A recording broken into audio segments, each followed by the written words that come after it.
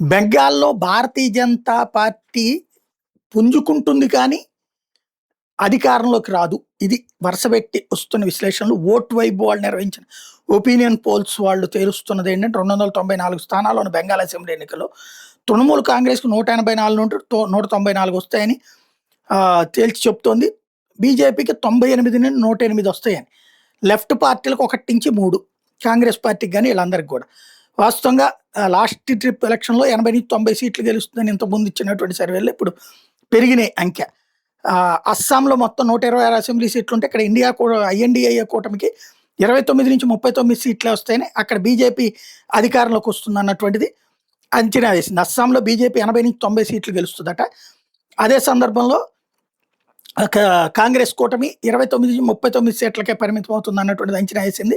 రాబోయే అసెంబ్లీ ఎన్నికల్లో తమిళనాడు డీఎంకే కూటమికి 180 సీట్లు వరకు రావచ్చని ఈ పోల్ అంచనా వేసింది. బీజేపీ భాగస్వామిగా ఉన్న అన్నా డీఎంకేకి కేవలం 50-60 స్థానాలు దక్కుతాయని అంచనా వేసింది.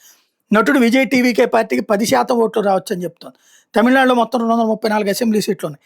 కేరళలో మ్యాట్రిడ్జ్ ఐఏఎన్ఎస్ నిర్వహించిన ఒపీనియన్ పోల్లో అధికార వామపక్ష ఎల్డీఎఫ్ కూటమికి కాంగ్రెస్ నేతృత్వంలోని యూడీఎఫ్ కూటమికి మధ్య గట్టి పోటీ ఉందని, కేరళలో 140 స్థానాలుంటే ఎల్డీఎఫ్కి 61-71, యూడీఎఫ్కి 58-69 స్థానాలు, ఎన్డీఏకి 2 స్థానాలు వస్తాయని ఈ ఒపీనియన్ పోల్ చెప్తోంది.